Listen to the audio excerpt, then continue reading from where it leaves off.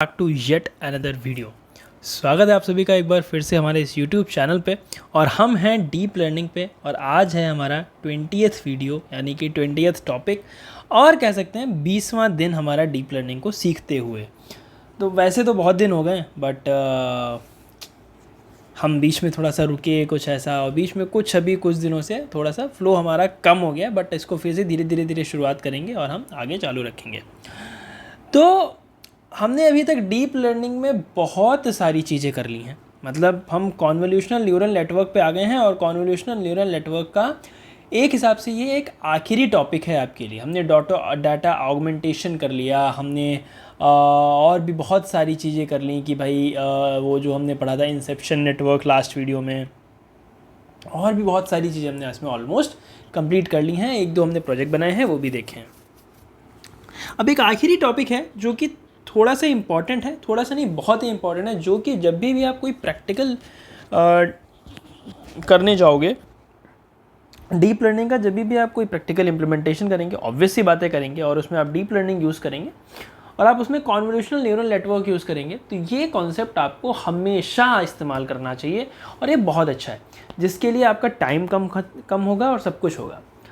अब इसके लिए आप क्या करते हो, सपोज करो, इससे पहले हम एक कुछ प्रॉब्लम स्टेटमेंट देखते हैं कि क्या है प्रॉब्लम, क्या है और हम इसका सोल्यूशन निकाल कैसे पा रहे हैं। ठीक है, एक बार इसको फिट कर देता हूँ। हाँ ठीक, हम इसका सॉल्यूशन निकाल कैसे पा रहे हैं। अब मान लो तुम्हारे पास एक डेटा सेट है जिसमें तुम्हें बाइक्स को क्लासीफाई करना है, या बाइक छोड़ो, तुम्हें इसमें let's suppose you want to classify clothes, नहीं इसमें बाइक ही बोल देते हैं। ठीक है, आपने यहाँ पे क्या किया, बाइक्स को क्लासीफाई करना है। डिफरेंट टाइप की बाइक्स हैं। कौन कौन से बाइक हो सकती हैं, एक आपके पास हार्ले डेविडसन हो सकती है, एक आपके पास में कुछ स्पोर्ट्स बाइक हो सकती है, ठीक, कुछ हमारे पास में स्कूटर्स हो सकते हैं, स्कूटर्स भी इसके अंदर आएंगे। कुछ हमारे पास में इसके अंदर, पेन बहुत ही ख़राब चल रहा है, कुछ हमारे पास में इसके अंदर सपोज़ करो आप इलेक्ट्रिकल व्हीकल्स हो सकते हैं। कुछ आपके पास में इसमें हो सकती हैं जो सिंपल नॉर्मल बाइक्स होती है ना, जैसे नॉर्मल बाइक भी होती हैं वो होती हैं। कुछ इस प्रकार के हमारे सपोज़ करो 3 4 5 हमारे ये क्लासीफाई हैं। आपको ये 5 के अंदर आपको क्लासीफाई करना है कौन सी बाइक है। इसके लिए लेट्स सपोज आपके पास में 10,000 इमेजेस हैं आपके पास में ट्रेनिंग करने के लिए। 10,000 इमेजेस आपके पास में ट्रेन करने के लिए आपने सब कुछ फ़िल्टर वगैरह कर लिया है। ठीक,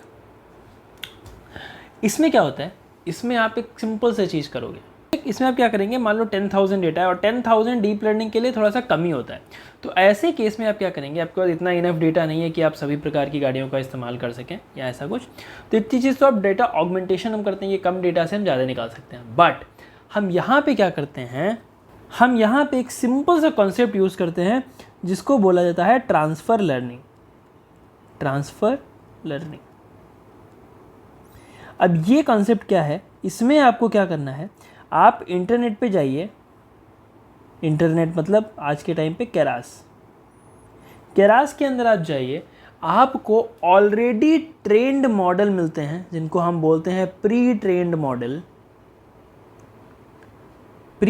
मॉडल आपको मिलेंगे, मॉडल्स मिलेंगे, और आप उनका इस्तेमाल करके उसमें आप पैरामीटर्स और वेट को चेंज करके आप क्या कर सकते हैं, इस प्री ट्रेंड मॉडल को इसके अंदर ला करके आप यहाँ से बाइक और ये सब कुछ आप क्लासिफाई कर सकते हैं। अब प्री ट्रेंड मॉडल कैसा होना चाहिए, सपोज़ करो एक कोई क्लासिफिकेशन मॉडल है। ठीक है, एक हमने कोई क्लासिफिकेशन मॉडल बना रखा है पहले। ठीक है, आपने उसको पूरा स्क्रैच से उसको पूरा ट्रेन करके कुछ भी कर रखा है और उसको आपने सेव कर लिया। ठीक है, आपने ऑलरेडी उस मॉडल को सेव कर रखा है। अब आप क्या करो, मान लो जैसे क्लासिफिकेशन मॉडल आपने बनाया, मान लो क्लासिफिकेशन आपने बनाया है कैट्स का, ठीक, कैट क्लासिफिकेशन, या सपोज करो डॉग का क्लासिफिकेशन आपने बनाया है। अब इसमें क्लासिफिकेशन में क्या होता है, क्लासिफिकेशन में आपका इनिशियल, जैसे मान लो कुछ आपके पास में लेट्स सपोज कुछ ऐसा है कि आपने यहाँ पे आपने इनपुट दिया है। ठीक, आप यहाँ से इनपुट दे रहे हो, इनपुट देने के बाद कुछ एक लेयर आएंगी। ठीक है, कुछ एक लेयर आएंगी अंत तक,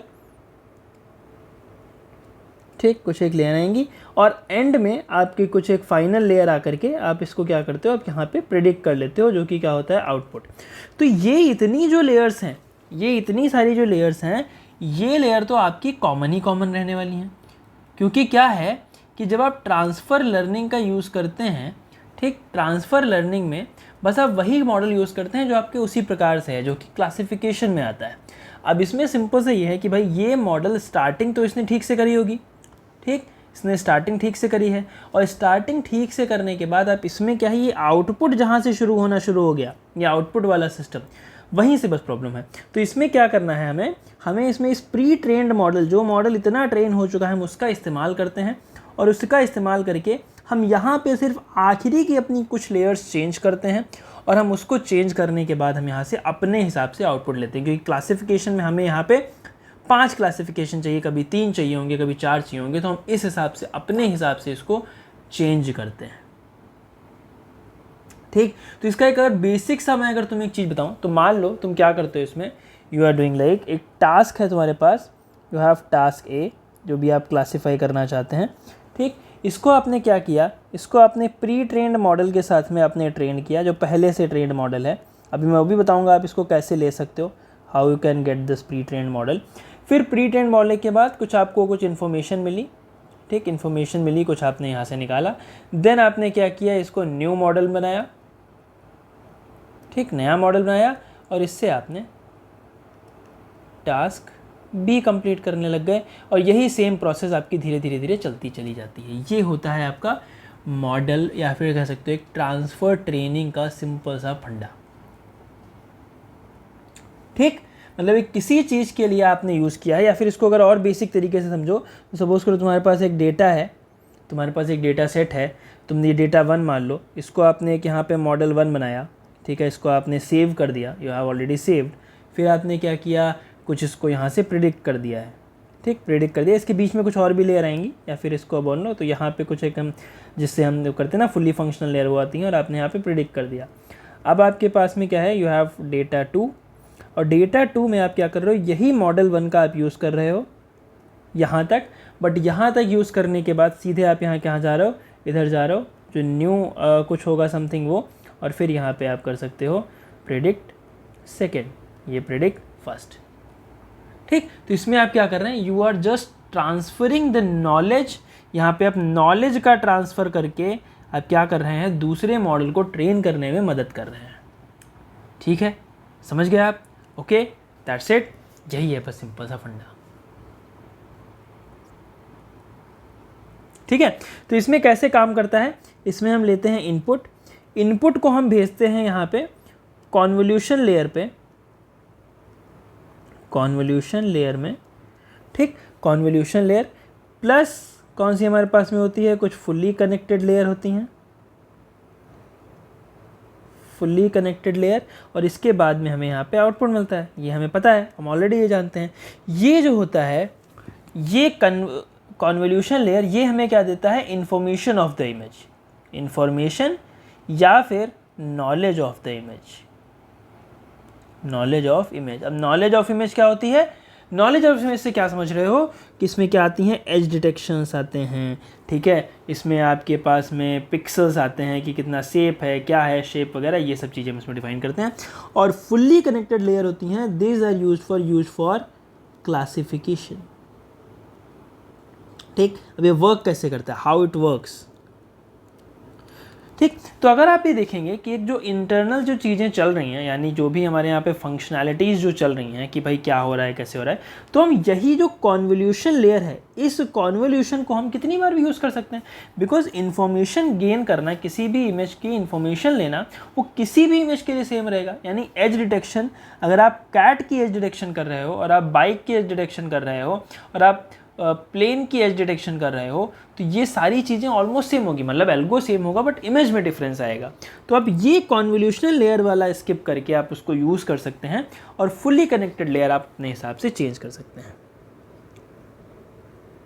ठीक है, समझ गए। सपोज करो कोई एक मॉडल है जिसमें आपके पास ऐसा कुछ है, तो आप क्या करेंगे, आप सिंपल सा उस मॉडल को उठाएंगे, ठीक। आप क्या करिए, स्टेप्स क्या है, मॉडल को उठाइए और ब्रेक करिए, break model from convolution layer and fully functional layer, ठीक है, fully functional layer fully convolution, fully connected layer बोल सकते हो, fully connected layer and remove fully connected layer. ठीक, फुली कनेक्टेड लेयर को रिमूव कर दो। नाउ सेकेंड आपको क्या करना है, make your own FC, FC यानी फुली कंट्रोल लेयर, या फिर आप इसको बोल सकते हैं डेंस लेयर, जो कि होती हैं dense layer, and use classification. Classification कोई भी हो सकता है, कोई मल्टीपल क्लासिफिकेशन, बाइनरी क्लासिफिकेशन, कुछ भी हो सकता है। थर्ड स्टेप पे हम क्या करेंगे, कॉन्वोल्यूशन को फ्रीज करेंगे, फ्रीज द कॉन्वोल्यूशन, बिकॉज हम उसको नहीं ट्रेन करना चाहते, and only train the new functional layer, and only train new functional or dense layer, fully connected और dense layer। ठीक, क्या करना है हमें सिर्फ एक सिंपल से इतना सा काम करना है। आपको यहाँ पे इनपुट लेना है, यहाँ पे कॉन्वोल्यूशन, ठीक, प्लस फुल्ली कनेक्टेड लेयर होगी जो कि हमें आउटपुट देगी। हम क्या करते हैं, हम इस लेयर को हम यहाँ पे फ्रीज़ कर देंगे, एक ऑप्शन होता है, हम पाइथन में इसको फ्रीज़ कर सकते हैं, और इसको हम डेटा सेट पे ट्रेन करेंगे। ठीक, इसको हम डेटा सेट पे ट्रेन करने वाले होंगे।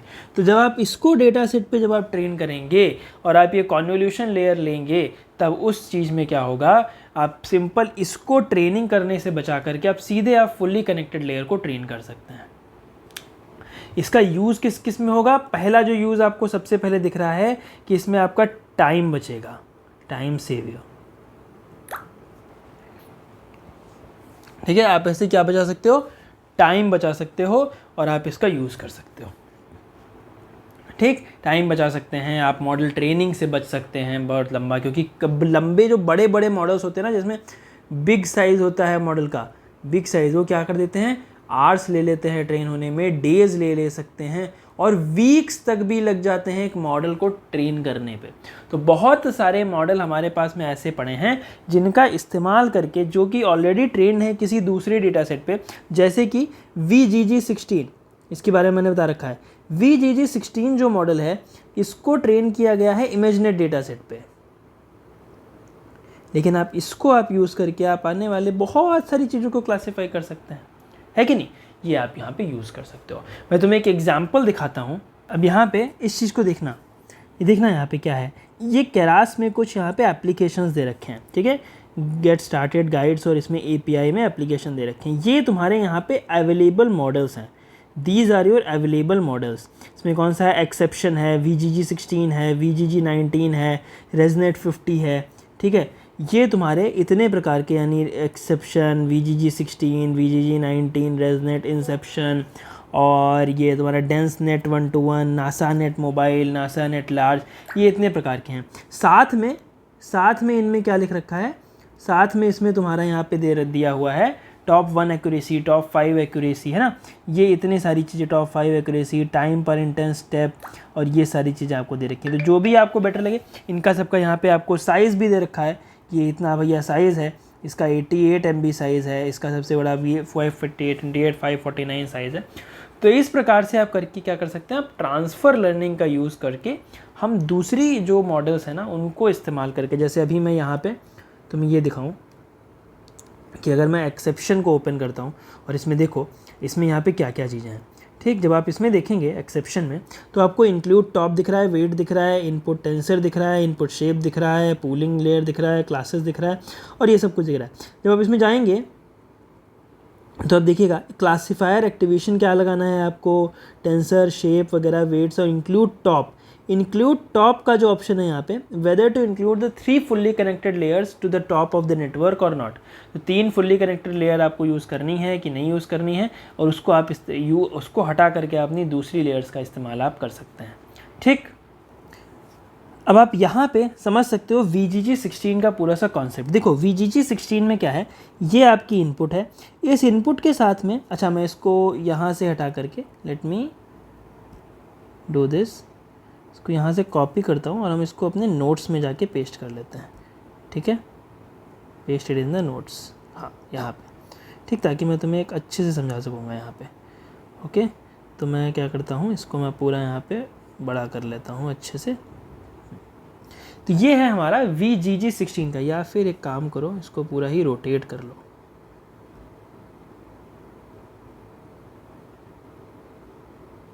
ठीक है, ये है पूरा तुम्हारा VGG16 का मॉडल। नहीं छोड़ो, हाँ ऐसे देखो, ये VGG16 है। इसमें तुम क्या देख सकते हो व्हेन यू सी दिस, कि ये जो हमारी लेयर है, this is 1 layer, 2 layer, 3 layer, 4 layer, 5 layer. तो ये हमारी क्या है, these are the convolution layers. ठीक, और ये तुम्हारे पास में क्या है, these are the fully connected layers.